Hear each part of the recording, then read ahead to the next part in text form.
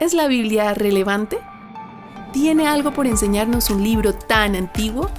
Queremos darnos la oportunidad de descubrir su inesperada riqueza, tratando de entender cómo habla para nuestro día a día, nuestros problemas, nuestro dolor, nuestra vida real. Bienvenidos a Para la Biblia Real, el podcast de Miguel Pulido. Bueno, queridos amigos, bienvenidos a este nuevo episodio de el podcast. Estoy muy feliz porque tengo frente a mí una persona que había escuchado de él antes, pero está haciendo un trabajo monumental, ha hecho un trabajo monumental en términos no solamente académicos, sino lo que implica para la iglesia. Ha estado trabajando profundamente en el tema de la profecía, la escatología, la apocalíptica y todo lo que ello implica para ayudarnos a entender de una mejor forma cuando en nuestro deseo de estudiar la Biblia nos acerquemos a ella. Él ha trabajado durante bastante tiempo con la editorial CLIE en este trabajo monumental que está básicamente salido del horno, y es un honor para mí tener aquí en el podcast a José María de Rus. José María, bienvenido a este nuevo episodio de Para la Biblia Real. Muy bienvenido a este espacio. Muchas gracias por invitarme. La verdad que para mí es un privilegio estar en tu podcast, participar y, bueno, poder aportar también un poquito para aquellos que nos quieran escuchar, ¿no? Así que gracias por la invitación. Bueno, pues muy bienvenido. Bueno, José María, cuéntanos un poquito como para que la gente se contextualice del trabajo que vienen haciendo de esta Biblia de estudio que van a sacar adelante con CLIE. O bueno, que ya han sacado. Realmente es un trabajo monumental. O sea, yo que he conocido algo de lo que se trabaja por detrás, en mi caso con temas de comentarios bíblicos, pero eso es reunir gente de distintos lugares, distintas perspectivas y ponerlo todo en un solo libro. De verdad es un trabajo gigantesco. Entonces, cuéntanos un poquito de qué se trata, qué ha guiado este trabajo que han venido haciendo durante todo este tiempo. Bien, pues es ya la segunda Biblia que hacemos de estudio en Editorial CLIE. La primera fue la Biblia de estudio Matthew Henry. Y esta segunda, bueno, queremos darle un enfoque que no solamente tratara el tema de la profecía y de la escatología, sino ver ese enfoque desde un punto de vista bíblico, ¿no? Llevan mucho trabajo detrás, indudablemente, llevan muchos años de investigación por parte de Alfonso Ropero, por mi parte recopilar también material con el cual enriquecer todos los comentarios que hemos incluido en esta Biblia de estudio, que contiene más de 15.000 notas, contiene 72 artículos especiales relacionados con el tema de la profecía, de la escatología, de pasajes importantes de la escritura que quizá en muchos sitios no encontramos las diferentes interpretaciones que hay al respecto de cada uno de ellos, ¿no?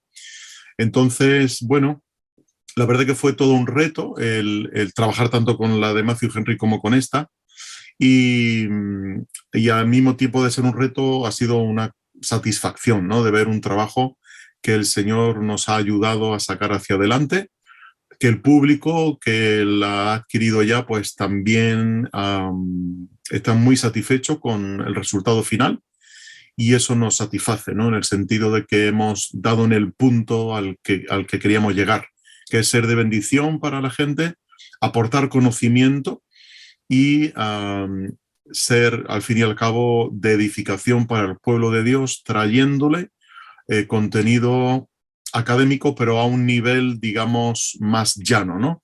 Es decir, traer el mundo de la academia al mundo real, al mundo real de a pie, ¿no? De cristianos de a pie. Así que nos sentimos de verdad muy satisfechos, muy agradecidos al Señor por esta obra. Y a mí me parece eso que mencionas muy importante, porque creo que cada vez más se hace necesario unir esos dos mundos, ¿no? Como que era por un lado el mundo académico y por otro la iglesia, pero cada vez esta cantidad de información a la que nos enfrentamos con el Internet, pues la gente tiene acceso a cosas que antes solamente estaban dentro de los círculos académicos, ¿verdad? Y qué bueno este esfuerzo que han hecho de poder como aterrizar un poco estos temas que yo sé, o sea, la gente escucha profecía y escatología y de una vez se le ocurren 10.000 cosas en la mente. Entonces, qué bueno que podamos tener la charla a la luz de estos aspectos. Entonces, empecemos por el tema de la profecía. Cuando la gente escucha el concepto de profecía, de pronto popularmente, quizás piensa uno que ahí los profetas, ¿no? Entonces son las personas que me van a predecir el futuro, ¿no? O sea, como pues no se me malentienda, pero los adivinos, pero cristianos, ¿no? Entonces, que me va a profetizar si me va a salir este negocio, si voy a comprar este carro. Eh, pero seguramente tendríamos otra visión si fuéramos a leer qué eran los profetas en la antigüedad, ¿no es cierto? Entonces, ¿qué es la profecía? O sea, cuando uno se acerca a estudiar la profecía, ¿qué encuentras en la Biblia que es la profecía? Bien, el término profecía, el vocablo profecía, yo creo que ha sido un vocablo muy maltratado a lo largo del tiempo. Es decir, le hemos dado un significado diferente a lo que realmente era un profeta. Te pongo un ejemplo, varios ejemplos muy sencillos. A Abraham, todos conocemos la vida de Abraham en el libro de Génesis, se le llama profeta y sin embargo, que nosotros sepamos, Abraham no profetizó nada. A Moisés se le llama profeta y que sepamos, quizá alguna referencia en el libro del Deuteronomio pueda tener, pero Moisés tampoco profetizó nada. A Débora se le llama profetisa en el libro de los jueces y tampoco profetizó nada. A Samuel se le llama profeta en el primer y segundo libro de Samuel y tampoco profetizó nada. Es decir, tiene que haber entonces un campo semántico dentro del concepto de profecía que nosotros hemos perdido, ¿no? Entonces, en esta Biblia lo que queremos es recuperar ese sentido del término profecía y del término profeta, explicándolo desde el punto de vista bíblico. ¿Y a qué conclusión llegamos? Pues una conclusión sencilla. El término profeta originalmente significa aquel que trae una carga. El profeta Jeremías, por ejemplo, en uno de sus versículos, en una de las conversaciones que él tiene con el pueblo le pregunta a Jeremías, ¿qué carga nos traes hoy de parte de Jehová? ¿No? Y esa palabra carga es la palabra que se usa para profecía, ¿no?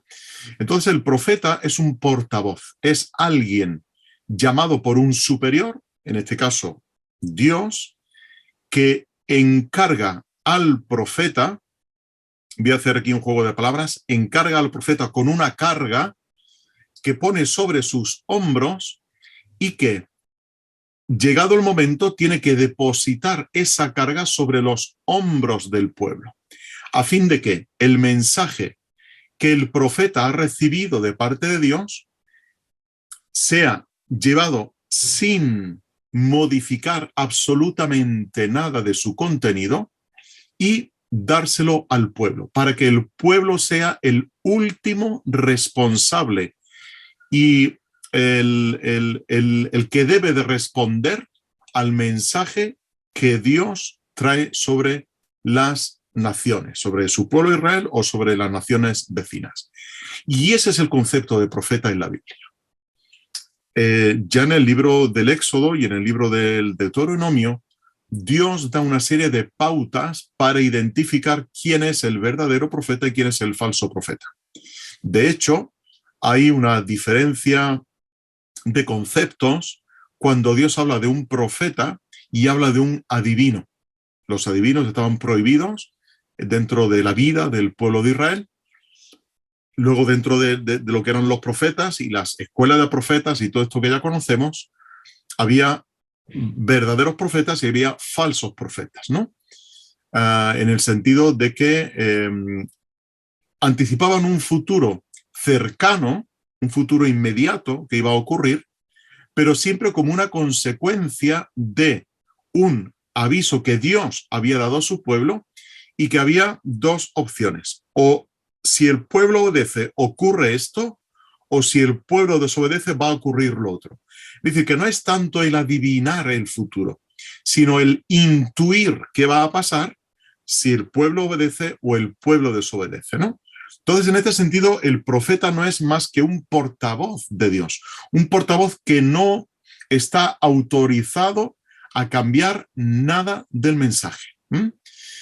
Y aún más, diciendo que el profeta se jugaba la vida. Tenemos el caso de Jeremías, tenemos el caso de Isaías, que todos fueron perseguidos. Recuerdo ahora un pasaje del profeta Ezequiel, allá por el capítulo 33, donde Dios le dice al pueblo,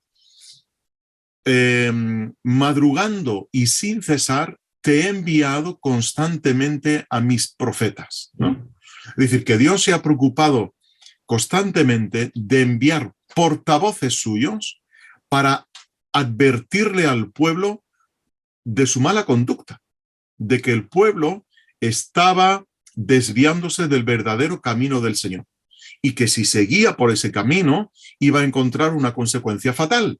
Sin embargo, si se volvía al Señor, y esto es un mensaje muy repetitivo en los profetas, si el pueblo vuelve su corazón al Señor, ¿no? La palabra volverse, la palabra arrepentirse, ¿no? Es el propósito final de estos mensajes que los profetas traían, ¿no? Así que el profeta es básicamente eso, es un portavoz autorizado de parte de Dios que trae un mensaje para el pueblo, ¿no? Eso que dices me parece de suma importancia porque lastimosamente nosotros hemos centrado el concepto de profeta en una única parte de todo lo que encierra ese concepto, como tú nos lo estás diciendo, que realmente la predicción era realmente mínimo y, como tú dices, está basado más que en una predicción, en una consecuencia natural de lo que está ocurriendo, como en Deuteronomio. Ahorita que estabas mencionando Deuteronomio, me acuerdo cuando se le da y que Dios dice, pongo delante de ti la vida y la muerte, la bendición y la maldición, y se da una lista de, vea, si ustedes obedecen, va a pasar esto, si no, va a pasar todas estas cosas. Son consecuencias naturales de las decisiones que se toman hoy.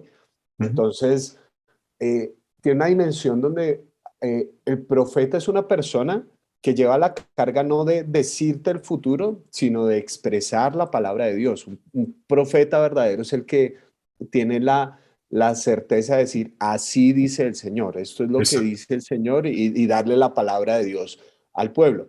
En ese sentido, pues aquí pensando como una ramita que se me ocurrió es, ¿tú crees que los profetas, digamos que son parte integral del pueblo de Dios, entendiendo pueblo de Dios hoy en día como la iglesia que se democratizó? No tanto en el aspecto o la pregunta tan, digamos, más carismática de si los dones o no los dones, sino de la misión del profeta. ¿Tú consideras que se siguen necesitando los profetas, que sigue habiendo profetas en ese aspecto? No en la dimensión de alguien que te va a decir el futuro, sino de alguien que lleva la carga, alguien que está hablando al pueblo.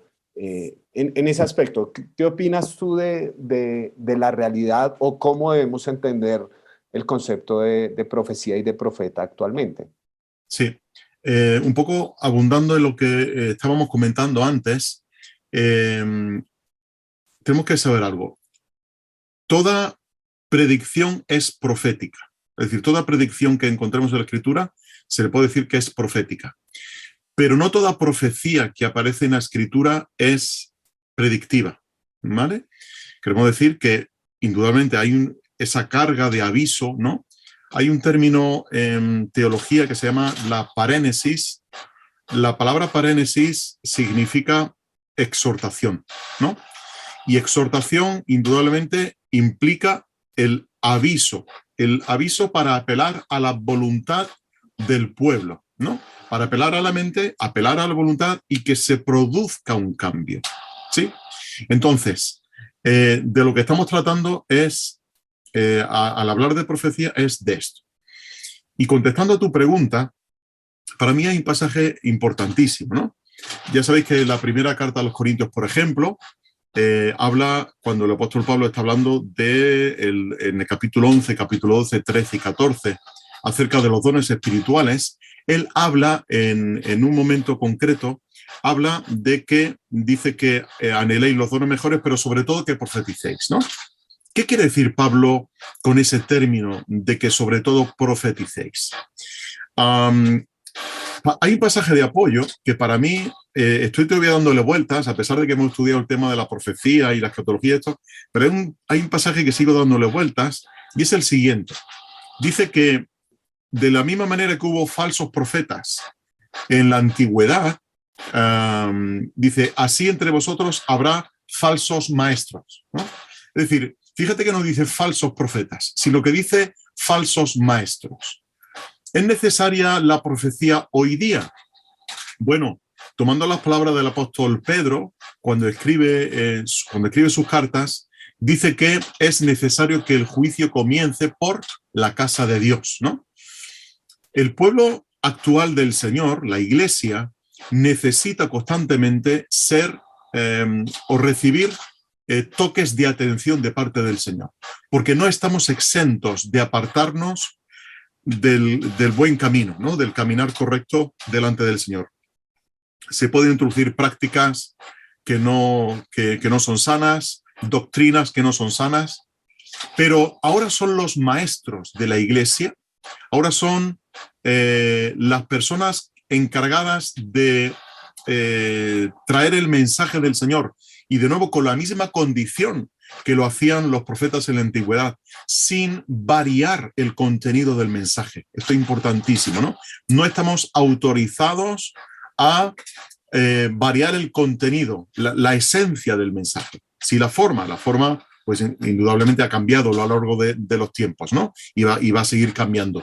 Pero es importantísimo que no cambiemos el contenido del mensaje. Y hoy día la Iglesia, el ejercer la profecía dentro de la Iglesia es con un sentido exhortativo, es con un sentido, de nuevo, parenético, ¿no? A fin de apelar a la voluntad del pueblo, de la Iglesia, para que cambie su mente, cambie su actitud, vuelva de nuevo su corazón al Señor y se arrepienta de aquellas cosas que tenga que arrepentirse, ¿no? Por lo tanto, si para Pablo era importante el don de profecía, pero con una condición también. Si recordáis, en la primera carta a los Corintios dice que el profeta está sujeto al espíritu de los profetas. Esto quiere decir que no puede haber contradicción entre lo que un profeta afirmaba y lo que afirmaba otro profeta. ¿Por qué? Porque en ese momento la revelación no estaba completa todavía, tal y como la tenemos hoy, y los mensajes no debían de ser contradictorios. Por eso dice que el profeta está sujeto a la revisión y a la evaluación de otros profetas que hubiera en la Iglesia. Hoy día, en el siglo XXI, pues disponemos de la palabra del Señor, disponemos del don del Espíritu Santo que nos enseña todas las cosas, tal y como nos dice el apóstol Juan, y al mismo tiempo Él trae a nuestra mente las cosas espirituales, ¿no? Así que yo me atrevería a decir que todo creyente es un profeta para la Iglesia, puesto que puede traer exhortación siempre y cuando sea una exhortación basada en los principios bíblicos, basada en la doctrina escritural, pero al mismo tiempo somos profetas para el mundo, profetas que deben de alzar su voz y apelar a que el mundo se está desviando por completo de la voluntad del Señor, de que anda por un camino que al final, como se menciona en el libro de los Proverbios, que hay caminos que al hombre le parecen derechos, pero al final son caminos de muerte, ¿no? Y que la gente debe devolverse al Señor. Así que en este sentido, como tomando el concepto del cual Pablo habla en 2 Corintios, somos embajadores de Dios en el nombre de Cristo, ¿no? Así que estamos llamados a ser profetas en nuestra sociedad. Profetas para la Iglesia y profetas también para el mundo. Qué interesante eso que planteas, porque a veces nos quedamos encerrados en el concepto de la profecía, como mirar para adelante, pero yo creo que la profecía principalmente, o la verdadera profecía te hace mirar hacia arriba, por decirlo de alguna manera. No te manda a mirar hacia adelante, sino mirar hacia arriba, es decir, esa dimensión de exhortación que es volver al Señor. O sea, si nos hemos desviado en algún punto del camino, retomémoslo desde aquí. Piensa uno en Jonás, uno de los profetas quizás llamado profeta menor, pero quizás uno de los más emblemáticos, que él llega para profetizar destrucción a Nínive, pero Nínive se arrepiente. Entonces Nínive mira al Señor, ¿sí? Les dice, les va a pasar algo que no está bien, va a estar mal para ustedes si siguen este camino, y ellos toman en cuenta esa exhortación, ¿no? Y qué importante eso que mencionas también de esta democratización de la profecía o del ser profeta, que no es solamente el título de unos pocos escogidos y de ninguna manera ve uno que es un título para imponerse o ser más que, o yo soy más cercano a Dios que tú, sino que es un llamado para la iglesia, que todo creyente es un profeta, que debemos también alzar nuestra voz cuando la sociedad está recorriendo caminos que no son conformes a los de Dios. O sea, los profetas, cuando uno los lee, ellos estaban en la mitad de las calles pronunciándose en contra de las injusticias, iban y hablaban en contra de los reyes. No me acuerdo exactamente qué rey es, pero hay un pasaje donde hay en segundo libro de Samuel, si no estoy mal, o en Reyes, donde hay un rey que compra profetas para que le profeticen lo que él quiere, hasta que Dios envía un profeta verdadero, y que él, incluso por temor a su propia vida, no quería profetizar lo que Dios le había dicho, que era que lo que el rey estaba haciendo, si no estoy mal, era Acab, está haciendo, está mal. Entonces, qué bueno ese llamado tan real, tan social, tan espiritual, que implica la profecía y el hecho de ser profetas.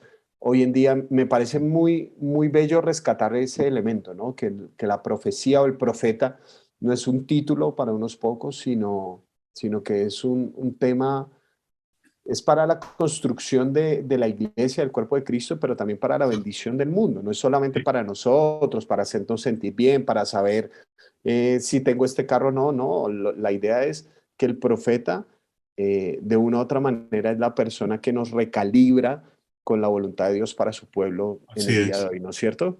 Sabes que la mayoría de las profecías que se encuentran en los profetas tienen que ver con que el pueblo ha dejado la justicia social. Esto es importantísimo, ¿no? Si uno echa un vistazo a los profetas, desde Isaías hasta Zacarías, y hace una estadística de cuál es el contenido de las profecías, uno se va a dar cuenta de que un alto porcentaje de esas profecías tienen que ver con que el pueblo está extorsionando a la viuda, no está amparando al huérfano, está oprimiendo al pobre, no está acusando al opresor. Es decir, que estamos trabajando con conceptos antiguos, pero al mismo tiempo tan actuales, tan rabiosamente actuales, ¿no? Como es el tema de la opresión, como es el tema de la injusticia social, como es el tema de la vulnerabilidad social, ¿no? Y lo que el Señor les dice al pueblo y acusa al pueblo, tengo aquí delante, por ejemplo, a Isaías 1:17, ¿no? Dice, aprended a hacer el bien, buscad la justicia, reprimid al opresor, defended la causa del huérfano, amparad a la viuda. Ese es el contenido básico de la mayoría de las profecías del Antiguo Testamento. Y era que el pueblo del Señor, que sabía qué tenía que hacer con viudas, con huérfanos y con pobres y con extranjeros, temas actuales 100%, ¿verdad? Sabía lo que tenía que hacer con ellos, el cuidado que debería prestar a las viudas en el caso de ellas, ¿no?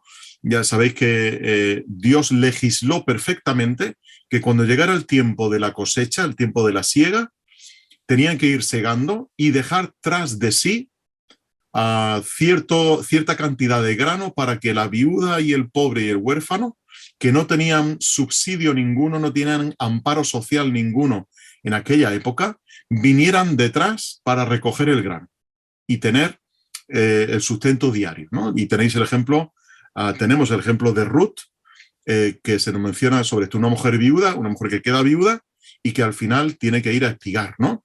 Y sabemos toda aquella historia con voz, ¿no? Pero ese es el corazón de la profecía, que el pueblo del Señor, que debe de ser un pueblo misericordioso, un pueblo que había sido extranjero en un país que no era el suyo, y que había estado oprimido por 400 años, sabía lo que era la opresión y ahora estaba oprimiendo al pueblo.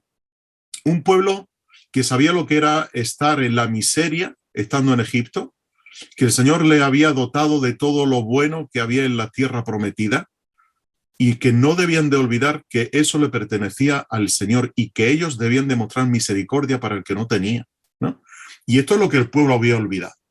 Y esto es lo que la Iglesia hoy día estamos olvidando, porque nos da la impresión de que muchas veces estamos teorizando mucho sobre aspectos doctrinales, teológicos, escatológicos, y especulamos sobre todo eso y estamos abandonando lo que es el concepto de impacto social que la Iglesia debe de tener en el mundo, ¿no? El libro de los Proverbios dice también que alcemos la voz por aquellos que no tienen voz, ¿no? La preocupación por los niños, la preocupación por los vulnerables socialmente. Esos son conceptos que la Iglesia debe de retomar hoy día.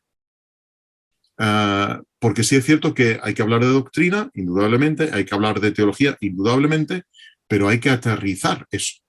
Y en el terreno práctico debemos de hacerlo así. Y me da la impresión que la Iglesia en algunos casos se ha vendido, igual que esos profetas que tú mencionabas que se habían vendido al rey. Yo creo que la Iglesia hoy ha cedido en muchas partes su propia esencia, ¿no? Para venderse al mejor postor en ideología, en política, lo que cada uno quiera pensar, ¿no? Pero la Iglesia debe de alzar su voz en este siglo XXI y denunciar esa injusticia social que hay, esa poco cuidado que hay con el vulnerable, de atender al pobre. Y la Iglesia debe de caracterizarse precisamente por eso, ¿no?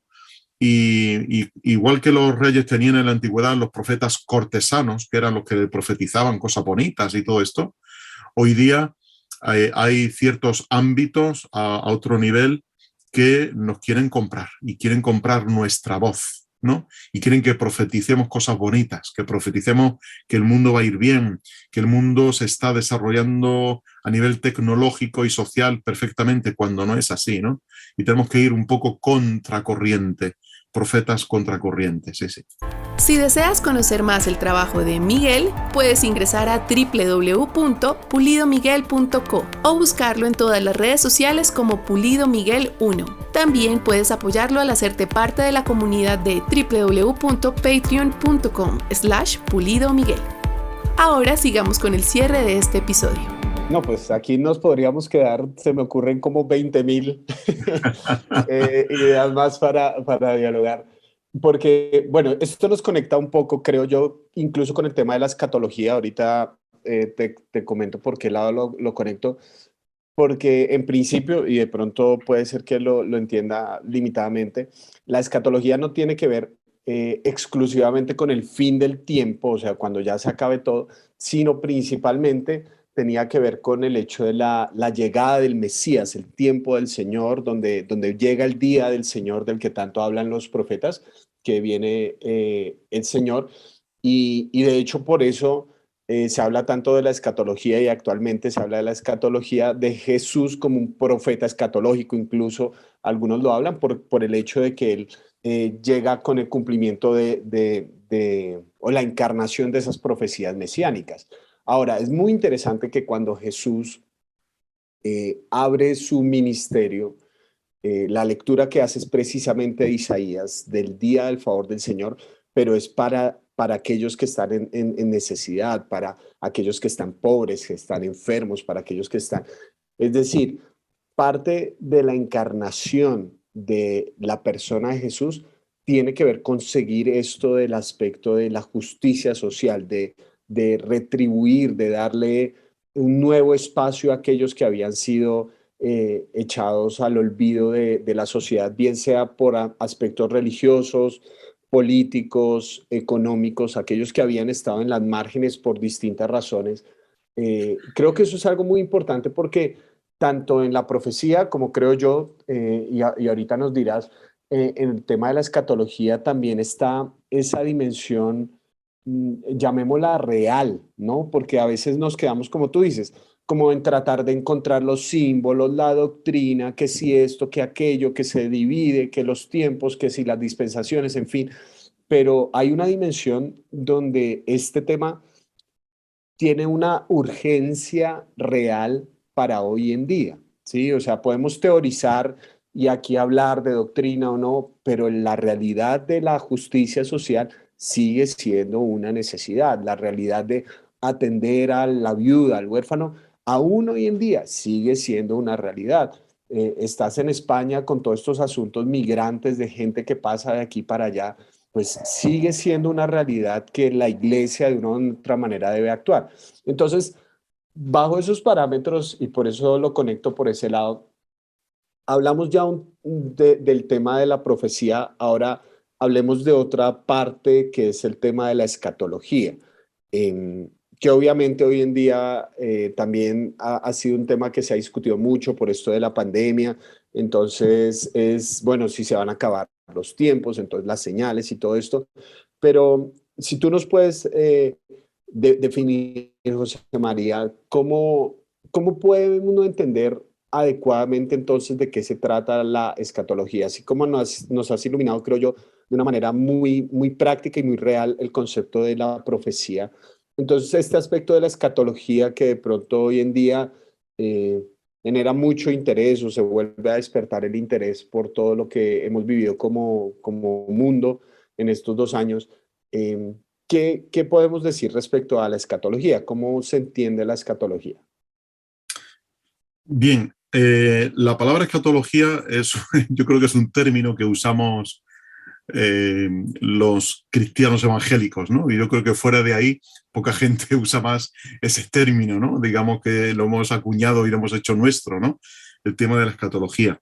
El concepto de escatología tiene que ver, indudablemente, como el propio término indica en su significado, ¿verdad? Cosas que tienen que ver con eventos futuros, ¿no? Con el tema del fin del siglo. Ahora, igual que hemos redefinido, o más bien recuperado el concepto de profeta, deberemos de recuperar el concepto de escatología. ¿Por qué quiero decir esto? Creo que para nosotros los cristianos hemos entendido la escatología como una especie de estado que nos va a liberar. Sería un término que nos trae a la mente un deseo de escapismo, ¿no? De escapar de este mundo, que estamos deseando estar en la Jerusalén celestial, ¿no? Que deseamos ser liberados de este mundo, irnos de aquí, que el mundo explote por medio de no sé, un meteorito que venga aquí, o que una bomba nuclear, lo que sea, pero por fin los cristianos no estaremos y que allá el mundo que se apañe, ¿no? Nosotros esperamos cielos nuevos y tierra nueva y por lo tanto, y es como una especie de escapismo mental que queremos hacer, ¿no? Ahora, tendríamos que revisar qué dice la Biblia de esto. Porque sí es verdad que habla de que va a haber cielos nuevos y tierra nueva, cierto que habla de lo que es la Jerusalén celestial, cierto que habla de que... Pero hay conceptos como por ejemplo, cuando dice el propio apóstol Pablo, dice que llegado el cumplimiento del tiempo, Dios envió a su Hijo, ¿no? Estamos ya en el tiempo del fin. Los cristianos, muchos cristianos esperan un fin catastrófico, ¿no? Que va a ocurrir una hecatombe en el mundo, pero como los cristianos no vamos a estar, nos importa poco, ¿no? Pero estamos ya en los tiempos del fin. El fin se inaugura cuando viene el Señor Jesucristo. Y se inaugura con el establecimiento del reino de Dios. El reino de Dios ha llegado. El reino de Dios está entre vosotros, ¿no? Y cuando empieza a establecerse ese reino, cuando empieza a crecer el reino, cuando las personas se suman a ese reino por medio de la conversión, el Señor las añade a ese grupo de reyes y sacerdotes que él menciona tantísimas veces, ¿no? Y lo menciona el apóstol Pedro, que somos nación santa, pueblo elegido, ¿no? Real sacerdocio, nación santa, pueblo elegido de Dios. Pero Pedro nos dice, pero es que ahora vosotros estáis en los márgenes de este mundo. El mundo sigue, el mundo está ahí con sus problemas, con sus virtudes también, pero vosotros estáis. Y Pablo lo menciona, ¿no? Dice que brillemos como luminares en medio de este mundo. Es decir, que el creyente no está aquí para escapar y pensar como van a venir eventos escatológicos, pues vamos a esperar aquello, porque estamos deseando. Pero mientras estamos aquí, ¿qué estamos haciendo? Sería la cuestión, ¿no? Es decir, que la escatología la hemos tomado como una vía de escape para nuestra mente, para nuestro bienestar y desear estar fuera de este mundo, ¿no? Un poco tomando un concepto agustiniano, ¿no? de Agustín de Hipona, de intentar evadirse del mundo, ¿no? Estar fuera del mundo porque es mejor estar en el mundo que el Señor ha creado. Pero es que este mundo también ha sido creado por el Señor, ¿no? Y estamos en este mundo y estamos con un propósito importantísimo. Por lo tanto, ese cumplimiento del tiempo nos debe hacer pensar que estamos en el fin de los tiempos. Ahora, en el siglo XXI, perdón, estamos en el fin de los tiempos. Pero, mientras esperamos el fin del fin, si se me puede permitir la expresión, mientras esperamos el fin del fin, debemos de ser impacto en nuestra sociedad. El creyente, el creyente tiene la tendencia a mirar las señales, ¿no? Y uno ve las cosas que ocurren en el mundo y empezamos a interpretar. Muchas veces hacemos como Nostradamus, ¿no? Empezamos a ver cosas en el mundo y empezamos a interpretar qué significa cada una de estas cosas. La pandemia, esto ya es una de las plagas que se menciona en el libro de Apocalipsis. Ya está cerca el Señor. Y nos ilusionamos con que ya está cerca el Señor, ¿no? Vienen terremotos, vienen inundaciones, estos son señales del fin. Esto ya es que se levanta un político por allí y ya pensamos que es el anticristo. Y empezamos a mirar señales, a mirar señales. Y nos preocupamos tanto de las señales que estamos olvidando que el Señor viene. Que eso es lo importante, que el Señor viene. Lo importante no son las señales. El creyente no está para esperar las señales. El creyente está para esperar al Señor, ¿no? Y cuando olvidamos esto, cuando cambiamos el enfoque y lo trasladamos del punto focal, que es el Señor, a lo periférico, que son las señales, estamos en un error. Porque estamos siempre expectantes de ver qué va ocurriendo y vamos haciendo nuestro puzzle escatológico para ir montando las piezas, ¿no?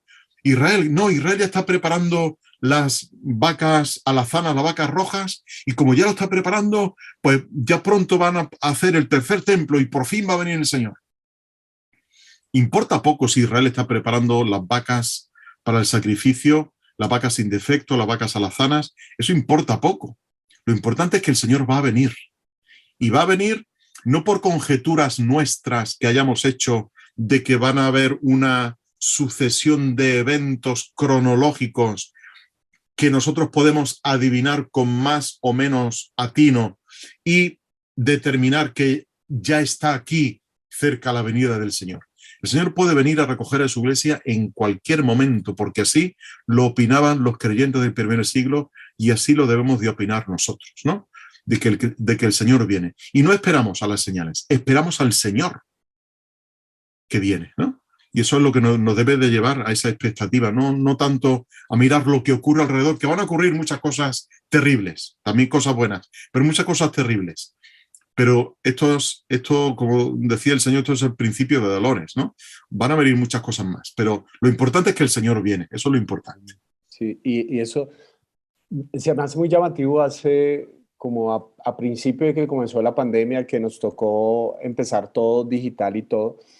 Yo decidí hacer dos prédicas en estas parábolas que habla Jesús de las viudas que se preparan para la venida. Ahí es cuando Jesús dice, el día y la hora nadie lo sabe, y él cuenta estas dos parábolas.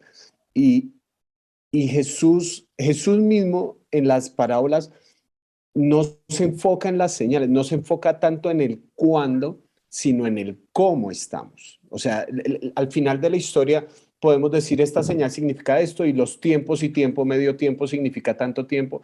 Eh, Jesús, su enfoque ni siquiera es el cuándo, como tú dices. O sea, pues porque señales y dependiendo también incluso de dónde vivamos nosotros hoy en día, porque pues nosotros vivimos en una sociedad occidental que tenemos muchas comodidades.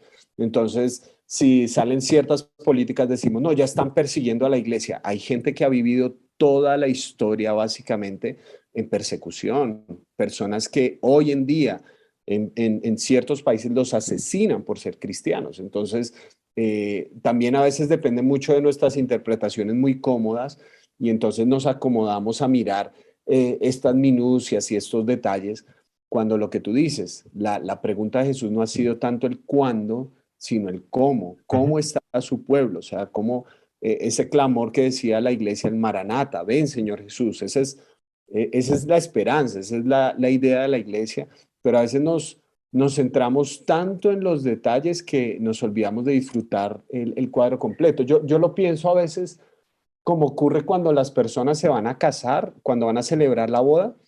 A veces los detalles de la boda les quitan tanta energía, ¿no es cierto? Que si las flores aquí, que si los músicos allá, que quién va a dar el sermón, que si muy largo, que si muy corto, que si viene un carro, que el vestido, y se enfocan tanto en los detalles que no disfrutan ni siquiera ellos mismos la boda. Yo he hablado con muchas parejas que me dicen, no, nosotros en el matrimonio ya estábamos cansados, agotados, me refiero a la celebración.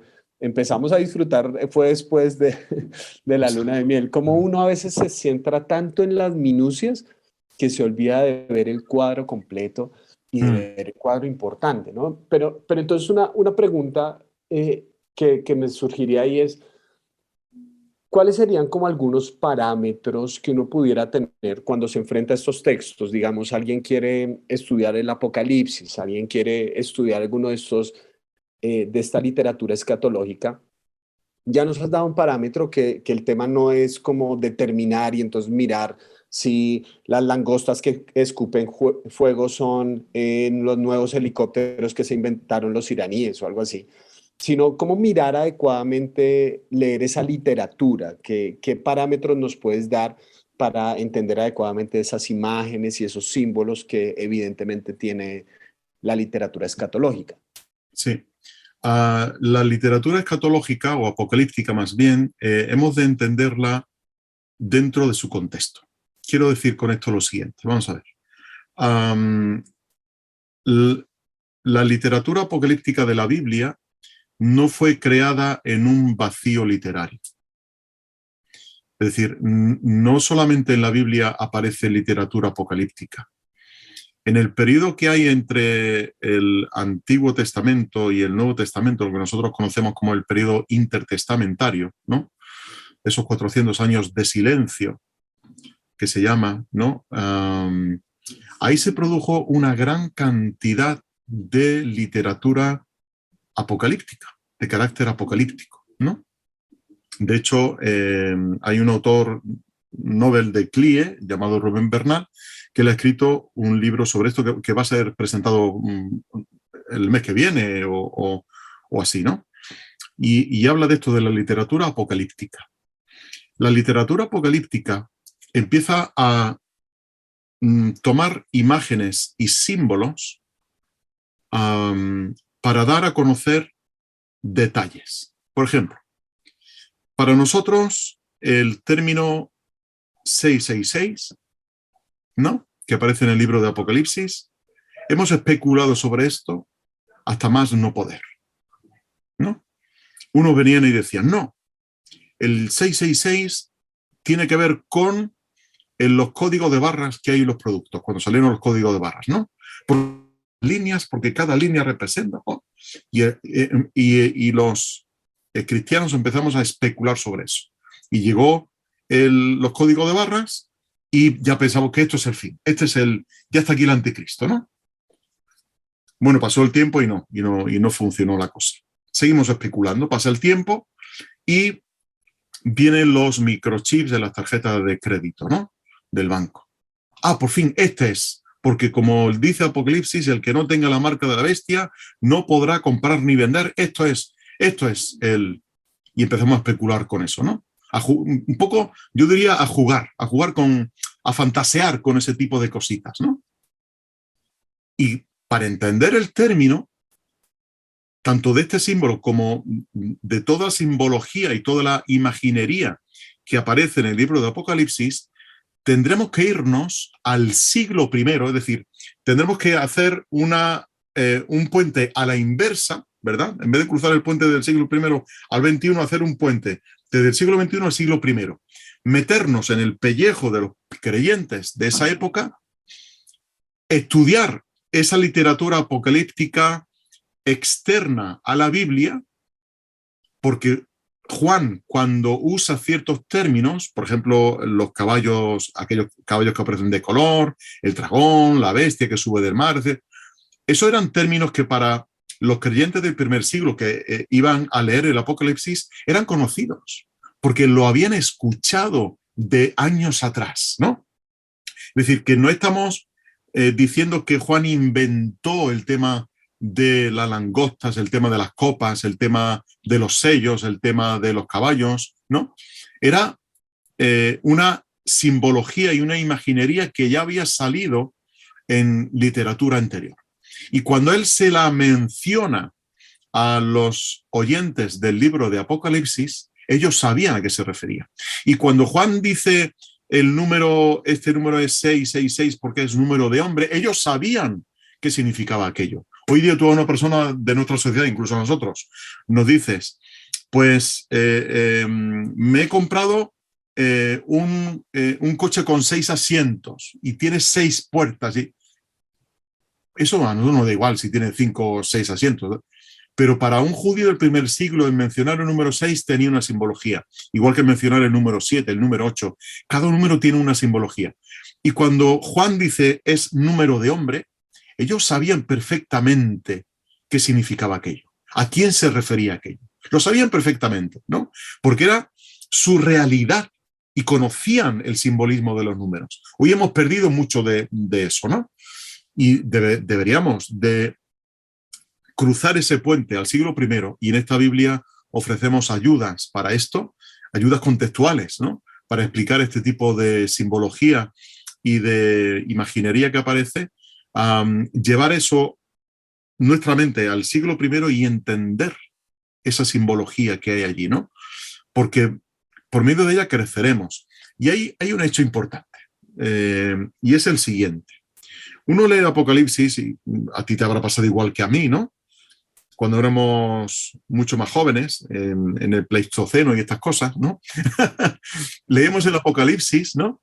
Y uno se fascinaba con, ¡guau!, el Armagedón, y fíjate lo que ocurre, y aquí sale una bestia y un dragón y un no sé qué, y viene, y uno lee el libro de Daniel, le ocurre lo mismo, ¿no? Aquella figura que él ve, y un león con alas de no sé qué, y un leopardo y todo.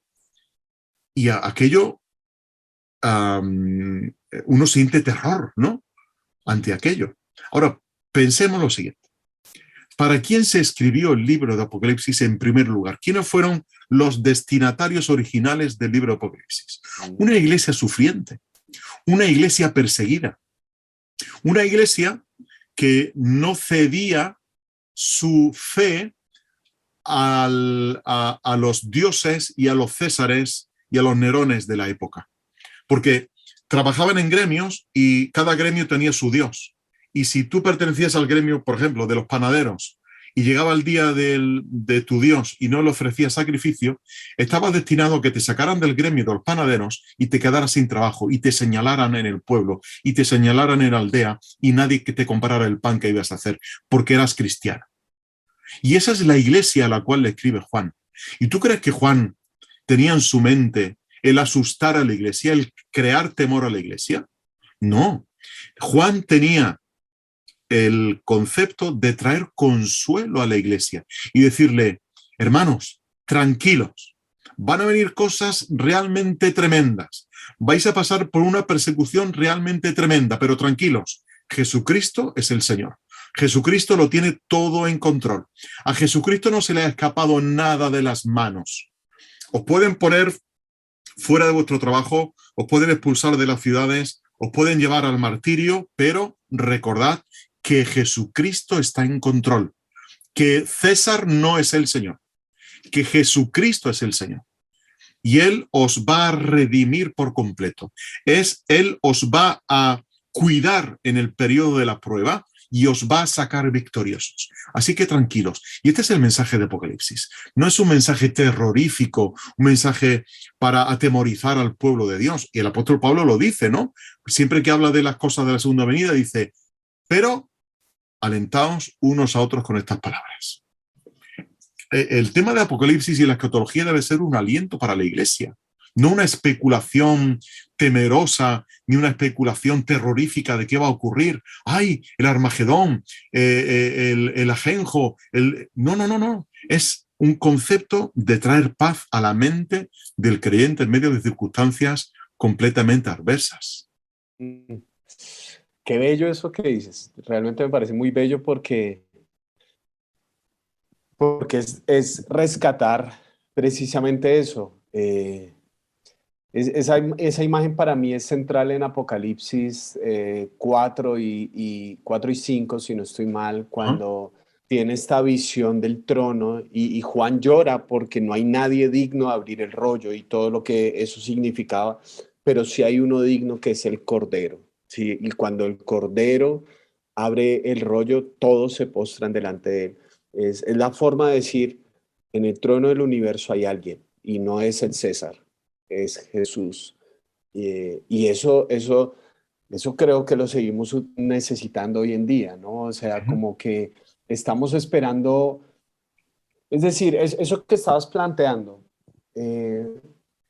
¿cuántas veces como iglesia nos hemos postrado ante los dioses actuales? Lo que pasa es que de pronto no los tenemos en estatua ni nada, pero por mantener nuestro trabajo, quizás no le vamos a rendir al culto al Dios del pan, pero sí vamos a negociar nuestra ética, sí podemos sacrificar nuestra familia en el altar del éxito.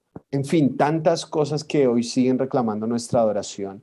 Y como iglesia no hemos encontrado en este mensaje escatológico esperanza, sino simplemente un juego para armar conjeturas del futuro y no nos damos cuenta de, otra vez, el mensaje urgente que significa para la iglesia hoy, como lo fue para la iglesia en el primer siglo. No, como tú lo dices, no fue escrito para pensar qué va a pasar dentro de 3000 años. No, es un mensaje pastoral, un pastor que le escribe a iglesias que están sufriendo una realidad en el primer siglo y que hoy en día, de una u otra manera, podemos estar experimentando y enfrentando esas mismas tentaciones, ¿sí?